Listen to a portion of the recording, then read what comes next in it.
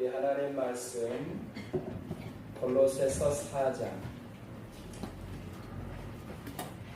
골로새서 4장 2절에서 6절까지 말씀 보시겠습니다. 신약 성경 골로새서 4장 327페이지입니다. 327페이지 신약 성경 327페이지 골로새서 4장 2절에서 6절까지 우리 합독하시겠습니다. 기도를 계속하고 기도에 감사함으로 깨어있으라. 또한 우리를 위하여 기도하되 하나님이 전도할 문을 우리에게 열어주사 그리스도의 비밀을 말하게 하시기를 구하라. 내가 이 일 때문에 내 힘을 다하였노라. 그리하면 내가 마땅히 할 말로서 이 비밀을 나타내리라. 너희에게 대해서는 지혜로 행하여 세월을 아끼라. 너희 말을 항상 은혜 가운데서 소금으로 맛을 내는 것 같이 하라. 그리하면 각 사람에게 마땅히 대답할 것을 알리라. 아멘. 사도 바울의 세 가지 권면이란 제목으로 하나님의 말씀을 함께 나누시겠습니다. 골로새 교회의 어려움을 우리가 크게 두 가지로 볼 수가 있습니다. 첫 번째는 60년경 큰 지진으로 인해서 삶의 터전이 무너졌다는 것, 이것이 골로새 교회의 첫 번째 큰 어려움이었을 것입니다. 그리고 두 번째 어려움은 이단 사상들의 어떤 공격들, 또 사람의 전통, 그리고 또 철학, 이러한 것들이 또 골로새 교회를 참 힘들게 했던 어떤 그런 부분들이라고 볼 수가 있습니다. 이런 이단 사상들과 또 사람들의 전통과 또 철학, 헛된 속임수들로 인해서 골로새 교회가 신앙과 믿음이 흔들리고 있었다는 것, 이것이 골로새 교회의 두 번째 어려움이라고 볼 수가 있습니다. 그래서 사도 바울은 비록 단 한 번도 방문한 적이 없었던 골로새 교회였었지만 골로새 교회를 세운 에바브라를 통하여 골로새 교회에 대한 소식을 듣고 그 어려움에 처해 있는 골로새 교회를 위해서, 물론 골로새 교회뿐만이 아니고 히에라볼리 교회와 또 두하디라 교회까지 함께 읽을 수 있도록 골로새서를 통해서 사도 바울은 서신을 보내게 되는데, 이 골로새서를 통해서 사도 바울이 흔들리고 있는 골로새 교회의 어떤 성도들을 위해서 먼저는 그리스도에 대한 지식, 그리고 그리스도에 대한 어떤 이해에 대해서 가르쳐 주고 있습니다. 왜 골로새 교회 성도들의 어떤 신앙과 믿음이 흔들렸는가 하면 골로새 교회 성도들이 예수 그리스도에 대한 지식이 깊지 못했기 때문에 그래요. 그리고 예수 그리스도에 대한 바른 이해가 되지 못했기 때문에 어떤 이단 사상들의 공격, 또 삶의 어려움으로 인해서 그들이 신앙과 믿음이 흔들리고 있었던 것이거든요. 그래서 사도 바울은 그런 골로새 교회를 향해서 그리스도, 예수 그리스도가 어떤 분이신가에 대해서 다시 한번 가르쳐주고 있는 것입니다. 그리고 그 그리스도의 이해, 그리스도를 지식으로만 또 알고 있으면 안 되잖아요. 그들이 그리스도에 대한 이해를 가져야 되잖아요. 그러면서 그들이 마음속에 어떤 그리스도에 대한 믿음을 가져야 되잖아요. 그래서 그리스도의 깊은 이해를 위해서 또 고민하고 있는 것이지요. 자, 그러면서 사도 바울은 소망에 흔들리지 말기를 당부하고 있습니다. 복음의 소망에서 흔들리지 않도록 당부하고 있고, 땅의 것을 생각하지 말고 위의 것을 생각하고 찾으라, 이렇게 사도 바울은 골로새 교회 성도들에게 당부하고 있습니다. 땅의 것을 찾게 되면 그들의 믿음과 신앙은 더욱 흔들릴 수밖에 없는 거죠. 그래서 사도 바울은 땅의 것을 찾지 말고, 땅의 것을 생각하지 말고 위의 것을 생각하고 위의 것을 찾으라고 권면하고 있는 것입니다. 그리고 또 사도 바울은 예수님의 터 위에 굳게 서서 흔들리지 않는 믿음과 신앙을 가질 것을 또 당부하고 있습니다. 자, 그러면서 이제 사도 바울은 마지막으로 오늘 본문의 말씀을 통하여 세 가지를 권면하고 있는 것입니다. 자, 그 첫 번째 권면은 2절에 보면 기도에 대해서 권면하고 있는 것을 볼 수가 있습니다. 우리 본문 2절 말씀 함께 읽겠습니다. 기도를 계속하고 기도에 감사함으로 깨어 있으라. 자, 여기서 기도를 계속하고의 원의 의미를 보게 되면 여러 가지 의미들이 있지만 제가 크게 두 가지만 말씀을 드리게 되면, 첫 번째 의미는 견디어내다, 그런 의미를 가지고 있어요. 계속하고의 의미가 견디어내다, 그런 첫 번째 의미를 가지고 있습니다. 그리고 두 번째 의미는 변함없이 헌신하고 충성하다, 그런 의미를 가지고 있습니다. 우리 한번 따라서 해보실까요? 견디어내다, 변함없이 헌신하고 충성하다. 이 두 가지 의미를 가지고 있어요. 그러니까 사도 바울이 기도를 계속하고 이렇게 권면하고 있는 것은 너희들이 기도함에 있어서 견디어내야 된다는 것이죠.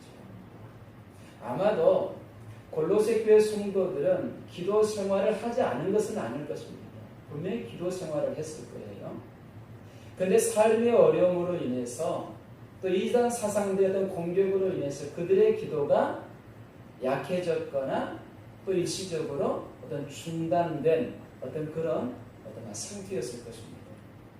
그래서 사도 바울은요, 골로새 교회를 향해서 너희들이 기도를 계속하고 이렇게 말하면서 너희들이 기도하는 것을 견디어 내야 된다, 이렇게 말씀하고 있습니다. 그리고 기도에 변함없이 헌신하고 충성하라. 우리는 헌신하고 충성하라, 이런 말들은 어떤 봉사, 어떤 이런 차원에서만 우리가 생각을 했는데, 이 원의 의미를 살펴보니까 기도에도 사용되고 있는 거예요. 너희들이 기도함에 있어서 변함없이 헌신하고 충성해야 된다는 것입니다. 이것이 오늘 본문의 말씀을 통해 사도 바울이 말씀하고 있는 기도를 계속하고의 의미인 것입니다. 저와 여러분들은 어떻습니까? 혹시 기도가 약해지지는 않으셨습니까? 좀 더 심하게는 혹시 기도를 쉬고 있지는 않으십니까? 이제 하나님께서 저와 여러분들에게 말씀하십니다. 기도를 계속하고, 다시 말씀드리면 기도를 견디어 내라고 말씀하고 계십니다. 사실 우리가 기도하게 되면 기도 생활을 방해하는 것들이 얼마나 많은지 몰라요. 때로는 사람이 방해 요소들이 되기도 합니다. 나에게 주어지는 환경이 방해 요소들이 되기도 하고, 또 내 마음의 어떤 생각과 감정들이 방해 요소가 되기도 해요. 그리고 영적으로 또 사단의 공격이 우리를 하여금 기도하지 못하도록 방해하기도 합니다. 근데 하나님께서는 너희들이 그런 상황 속에서도 어떻게 해야 된다? 견디어내야 된다. 뭘 함에 있어서? 기도함에 있어서 견디어내야 된다라고 말씀하고 계십니다. 우리 주일날 기도해야 될 때에 기도하지 않으면 어떤 기도를 드릴 수밖에 없다고 말씀을 드렸죠? 통곡의 기도, 그리고 원망의 기도. 우리가 통곡의 기도를 드리는 것은 바람직하지 않지요. 우리가 원망의 기도를 드리는 것은 바람직한 것이 아니에요. 그래서 저와 여러분들이 통곡의 기도를 하지 않기 위해서는, 원망의 기도를 하지 않기 위해서는 기도해야 할 때에 우리는 기도해야 된다는 것입니다. 비록 방해 세력이 있다 할지라도, 여러 가지 환경적인 어려움이 있다 할지라도 우리는 그 모든 것들을 이겨내고 여러분 기도의 자리에 나아가야 되는 거예요. 기도를 견디어내시기를 예수님의 이름으로 축원드립니다. 그리고 우리는 변함없이 기도에 헌신하고 우리 충성해야 되는 것입니다. 우리 푸른나무교회 모든 성도님들은 이 시간 주신 말씀 붙잡고 기도를 잘 견뎌내실 줄로 믿습니다. 그리고 기도함에 있어 변함없이 헌신하고 충성하실 줄로 믿습니다. 저와 여러분들이 기도를 잘 견뎌내고 변함없이 헌신하고 충성하게 되면 자, 우리에게 어떤 삶이 보장이 되어질까요? 우리 한번 따라서 하실까요? 승리의 삶이 보장됩니다. 승리의 삶이 보장됩니다. 왜 하나님께서 우리에게 기도를 견뎌내라고 말씀하시고 변함없이 헌신하고 충성하라고 말씀하고 계시는가 하면 너희들의 삶이 승리의 삶이 되기를 원하십니다. 세상 앞에서 패배하는 삶이 아니라, 어떤 문제 앞에서 패배하는 삶이 아니라, 어떤 어려운 환경 앞에서 패배하는 삶이 아니라, 어떤 사단의 어떤 공격 앞에서, 이단 사상들의 어떤 공격 앞에서 패배하는 삶이 아니라 너희들이 어떤 삶이 되어야 된다? 승리하는 삶이 되어야 된다. 그런 의미로 기도를 계속하고 이렇게 사도 바울은 권면하고 있는 것입니다. 여러분 출애굽기 17장에 보게 되면 출애굽한 이스라엘 백성들을 아말렉 족속이 가로막게 됩니다. 그래서 불가피하게 이스라엘 백성들은 아말렉 족속과 전쟁을 치러야 했습니다. 그래서 여호수아 장군이 군사들을 이끌고 아말렉과의 전쟁을 하게 됩니다. 자, 그때에 산 꼭대기에서 모세는 하늘을 향하여 손을 들고 하나님 앞에 기도하고 있었습니다. 그리고 그 모세와 함께 있던 사람이 아론과 훌이었었죠. 근데 이 아론과 훌이 이 전쟁터를 산 꼭대기에서 바라보면서 희한한 것을 발견하게 돼요. 모세가 손을 들고 기도하게 되면 이스라엘 백성들이 전쟁에서 이기는 거예요. 그런데 모세도 사람인지라 이 손이 내려오잖아요. 기도의 손이 내려오게 되면 또 희한하게 아말렉이 또 전쟁에서 이기고 이스라엘 백성들이 전쟁에서 막 밀리는 거예요. 자, 몇 번 이런 과정을 통해서 아론과 훌이 어떤 영적 비밀을 깨닫게 되는 거죠. 아, 전쟁에서 이 아말렉과의 전쟁에서 승리하기 위해서는 모세 지도자의 기도의 손이 내려오면 안 되는구나. 이것을 깨닫게 됩니다. 그래서 아론과 훌은요, 모세로 하여금 좀 편안하게 앉을 수 있도록 어떤 넓은 바위에 이렇게 앉히게 됩니다. 그리고 양쪽에서 모세의 기도의 손이 내려오지 아니하도록 아론과 훌이 그 손을 붙여서 그러자 이스라엘 백성들이 아말렉과의 전쟁에서 승리를 하게 됩니다. 이 사건을 통해서 하나님께서 우리에게 주시는 교훈이 무엇일까요? 단순 이스라엘 백성들의 전쟁 사만을 우리에게 말씀하고 계실까요? 물론 이스라엘 백성들의 전쟁사도 말씀하고 계시는 거죠. 그 전쟁을 어떻게 승리했는가도 말씀하고 계시는 것입니다. 그러나 저와 여러분들에게 이 말씀을 적용한다면 저와 여러분들이 영적 전쟁에 승리하기 위해서는 또한 우리에게 주어진 삶에서 승리하기 위해서는 어떤 손이 내려오면 안 된다? 기도의 손이 내려오면 안 된다는 것을 우리에게 가르쳐주고 있는 것입니다. 그래서 저와 여러분들이 기도를 견디어내게 되면 그리고 변함없이 기도에 헌신하고 충성하게 되면 우리는 영적 전쟁에서 승리한다는 것입니다. 우리에게 주어진 삶 속에서 우리는 승리하게 되어 있다는 것입니다. 누가 함께 하시기 때문에? 하나님께서 함께 하시기 때문에 그런 것입니다.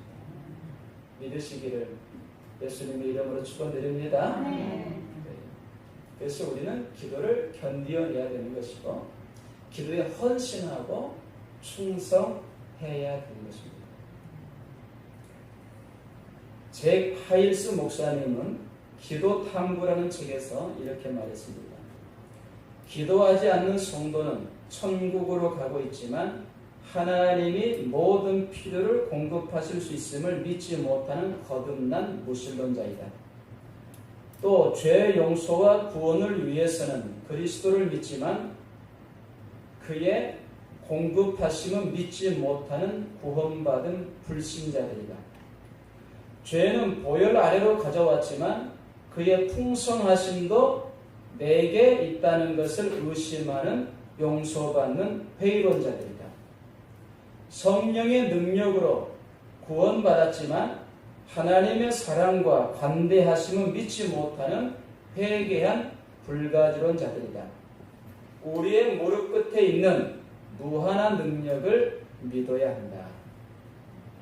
이렇게 기도 탐구라는 책에서 잭 하일스 목사님은 기도에 대해서 말씀하고 있고 기도하지 않는 성도들은 어떤 존재인가를 말씀합니다. 기도하지 않는 그리스도인들은 거듭난 무신론자들이다.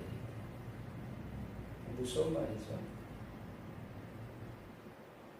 기도하지 않는 성도들은 구원받은 불신자들이다. 기도하지 않는 그리스도인들은 용서받은 회의론자들이다. 회의론자라는 것은 진리를 의심하는 자들이라는 것입니다. 하나님을 의심하는 자들, 예수님을 의심하는 자들이라는 것입니다. 그리고 기도하지 않는 그리스도인들은 회개한 불가지론 자들이다. 불가지론 자들이라는 것은 하나님을 경험할 수 없는 자들.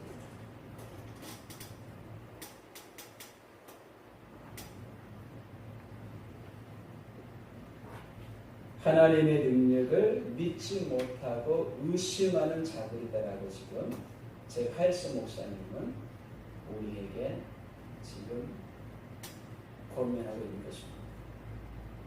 저와 여러분들은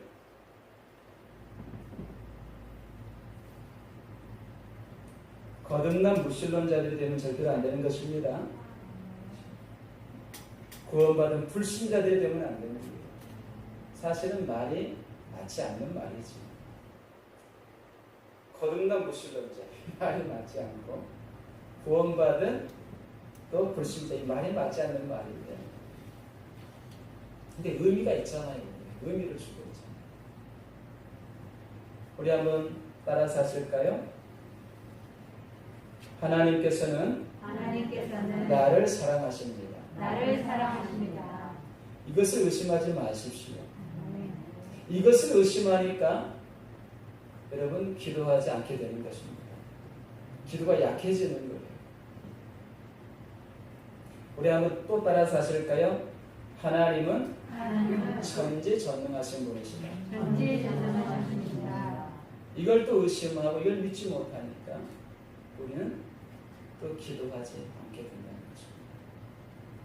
하나님이 나를 사랑하시고 하나님은 전지전능하신 분이라는 것을 우리가 의심하지 않는다면, 굳게 믿고 있다면, 우리가 기도하면 하나님께서 응답하신다는 것을 굳게 믿고 있다면 우리는 기도하지 않을 이유가 없는 거죠.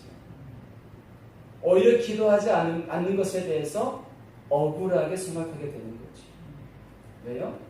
기도하면 하나님께서 우리에게 주시는 은혜들이 너무 크니까. 우리가 기도한 것에 대해서 하나님께서 응답해 주시니까. 내가 기도하지 않는 것이 너무 억울한 거죠. 기도하지 않을 수가 없는 거죠.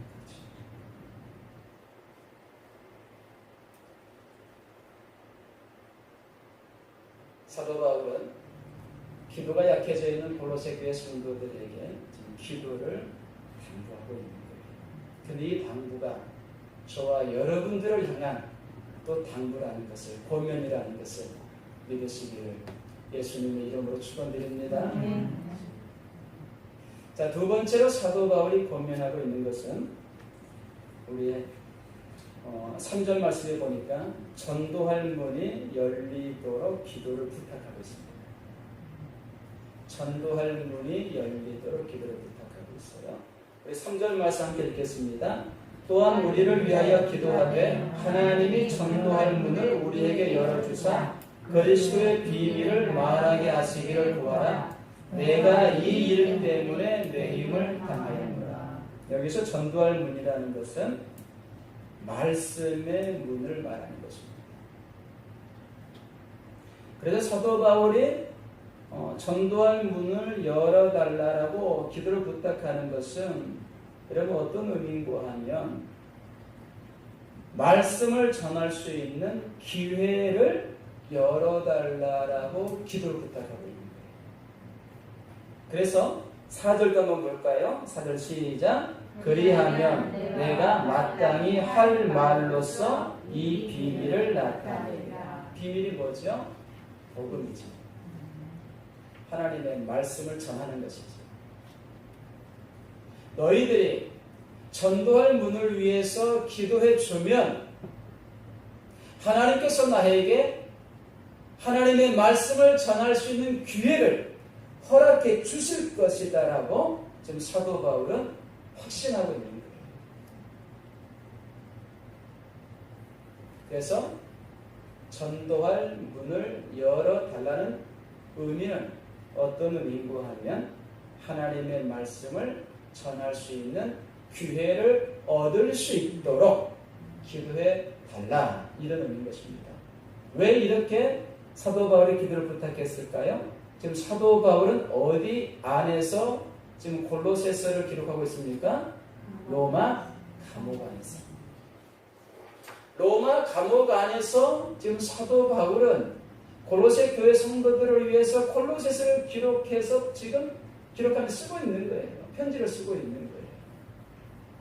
여러분, 감옥 안에서 복음을 전하기가 쉽겠어요? 쉬울 수가 없는 거죠. 사도 바울은 이제 때가 되면 자신이 어떤 순교에 당할 것이라는 것 또한 아마 사도 바울은 직감하고 있었을 것입니다. 그래서 사도 바울은 디모데후서에 보게 되면 내가 달려갈 길을 마치고 믿음의 선한 싸움을 싸우고 내가 달려갈 길을 마치고 이제 후로는 의의 면류관을 예비되었다. 내가 이미 전제로 부어졌다. 이런 표현을 쓰고 있는 거예요. 그는 언제 죽을지 모르는 상황이지만, 순교를 당할지 모르는 상황이지만 그 상황 속에서도 지금 무엇을 위해서 기도를 부탁하고 있는 거예요? 이 감옥 안에서 내가 복음을 전할 수 있도록, 복음을 전할 수 있는, 하나님의 말씀을 전할 수 있는 어떤 기회를 달라라고 지금 기도를 부탁하고 있는 거예요.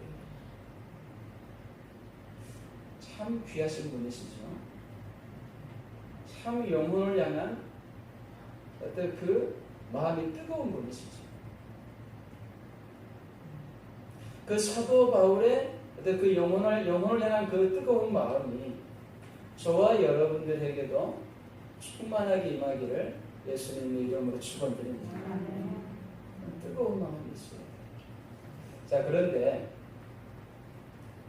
지금 한국교회 상황도 사도 바울의 상황과 비슷합니다. 우리가 감옥에 갇혀 있지는 않지만 코로나19 바이러스로 인해서 우리가 마음껏 복음을 전할 수 있는 그런 상황이 지금 되지 못하고 있어요. 복음을 전하기 위해서 다가가게 되면 우리를 혐오스럽게 생각하며 거부합니다. 오히려 복음의 문이 더 닫혀질 가능성도 있어요. 복음을 전할 수 없는 그런 환경이 되어버렸습니다. 자, 그러면 그런 환경이 되었으니까 손 놓고 있어야 될까요? 그렇지 않죠. 사도 바울을 본받아야 됩니다. 사도 바울이 골로새 교회 성도들에게 전도의 문이 열리도록 기도를 부탁했던 것처럼 하나님의 말씀을 전할 수 있는 기회가 찾아오도록 기도를 부탁했던 것처럼 지금 저와 여러분들이 해야 될 것은 한국교회가 해야 될 것은 무엇이겠습니까? 하나님 전도의 문을 열어주옵소서. 하나님의 말씀을 전할 수 있는 기회를 다시 한번 허락하여 주옵소서. 간절히 기도하셔야 됩니다. 지금 우리가 해야 될 것은 바로 전도의 문을 열어달라고 기도해야 되는 것입니다. 그러면 하나님께서는 반드시 전도의 문을 열어주실 줄로 믿습니다.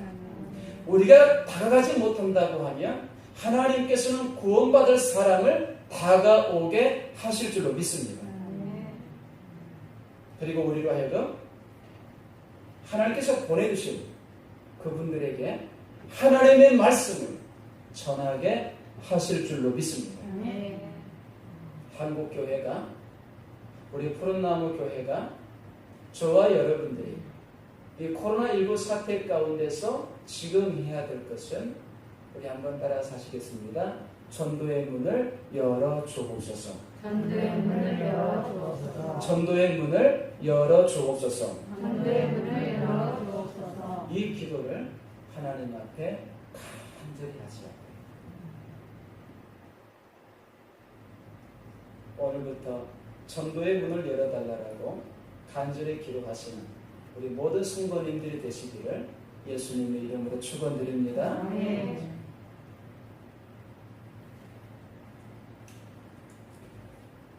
자, 세 번째 사도 바울의 권면은 6절에 보니까 성도의 언어 생활을 권면하고 있습니다. 우리 6절 함께 읽겠습니다. 너희 말을 항상 은혜 가운데서 소금으로 맛을 낸과 같이 하라. 그리하면 각 사람에게 마땅히 대답할 것을 알리라. 자, 성도의 언어 생활 두 가지 원칙을 지금 말씀하고 있는데 그 첫 번째 원칙이 무엇입니까? 하나님의 은혜 안에서 말하라.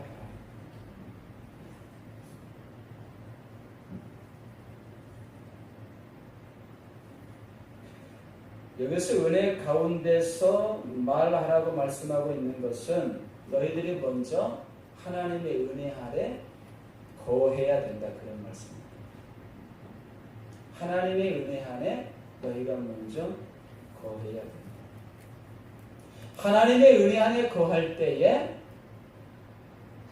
너희들은 악한 마음을 가지고 말하는 것이 아니라 선한 마음을 가지고 말하게 된다는 것입니다. 여러분, 말은요, 우리 마음에 여러분 어떤 상태를 우리 마음의 상태에 따라 말이 나오는 것입니다. 그렇죠? 악한 마음으로 말하면 안 된다는 것이죠. 선한 마음을 가지고 말해야 된다는 것입니다. 결국 그것은 예수 그리스도의 마음을 말하는 거죠. 너희들이 은혜 가운데서 말하는 것은 너희들이 예수 그리스도의 마음을 가지고 너희들이 말하는 것입니다. 한번 우리의 언어 생활을 돌아보십시오. 내가 은혜 가운데서 말을 하고 있는지 아니면 그렇지 못한지, 내가 선한 마음을 가지고 말하고 있는지 아니면 악한 마음을 가지고 말하고 있는지, 우리는 우리의 언어 생활을 돌아볼 필요가 있습니다. 지금 사도 바울은 그것을 말씀하고 있습니다.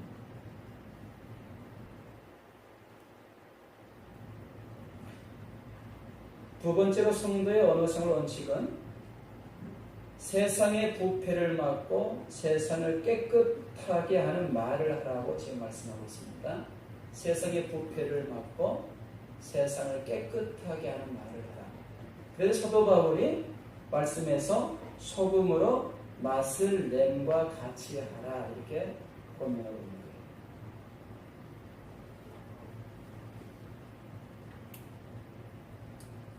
세상의 부패를 막고 세상을 깨끗하게 하는 말이라는 것은 세상의 언어, 환경이 부패하는 것을 막으라는 거예요.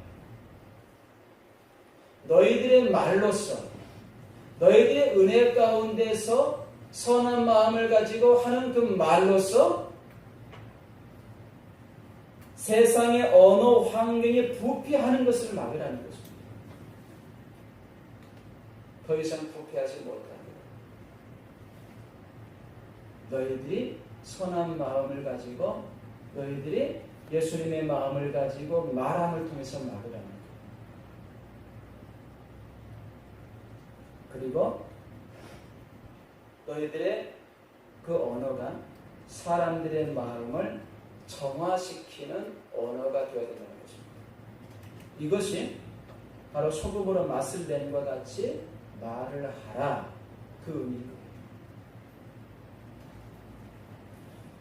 여러분, 환경 오염으로 세상이 더럽혀지기도 하지만 세상을 정말로 많이 더럽히는 것은 바로 사람들의 더러운 말.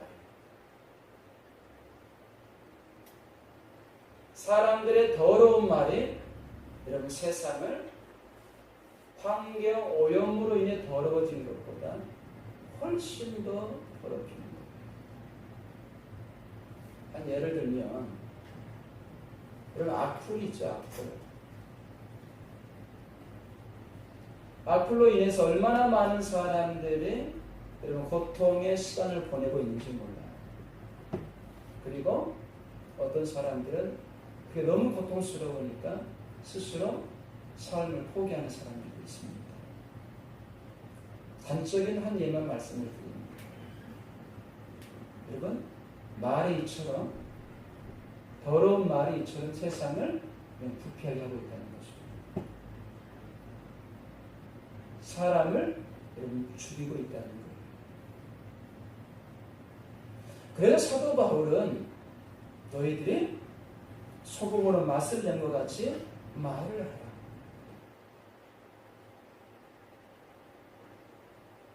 세상의 언어 환경이 부패하지 않도록 너희들이 막아야 된다. 사람들의 마음을 정화시키는 말을 하라. 이렇게 권면하고 있는 것입니다. 골로새 교회 성도들에게도 이 언어 생활의 문제들이 많이 있었던 것 같아요.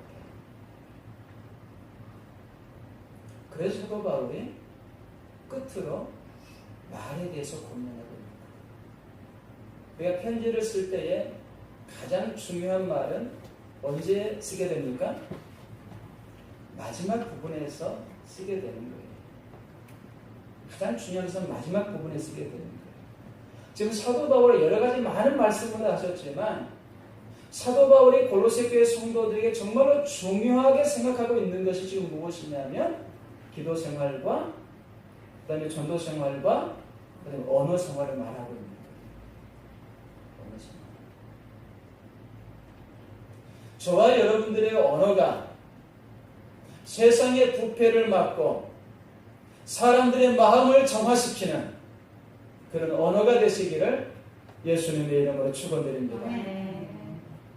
우리 가정을 여러분 부패로부터 막아내야 되는 것입니다. 우리 교회를 부패로부터 막아내야 되는 거예요. 내가 몸담고 있는 모든 공동체를 부패로부터 막아내야 되는 것입니다. 나와 연관되어 있는 모든 사람들의 마음을 여러분 정화시켜야 되는 거예요. 그리고 한국교회 모든 성도님들은 예수님 믿지 않는 이 땅의 많은 사람들의 마음을 언어 생활을 통해서 정화시켜야 되는 것입니다. 이것을 사도 바울이 오늘 본문을 통해서 우리에게 말씀하고 있습니다. 그리스도인들의 삶에는 우리 한번 따라서 하실까요? 무한 책임이 따른다. 무한 책임이 따른다. 무한 책임이 따른다. 자, 몇 번에 걸쳐서 말씀을 드렸지만 값싼 복음이 아닙니다.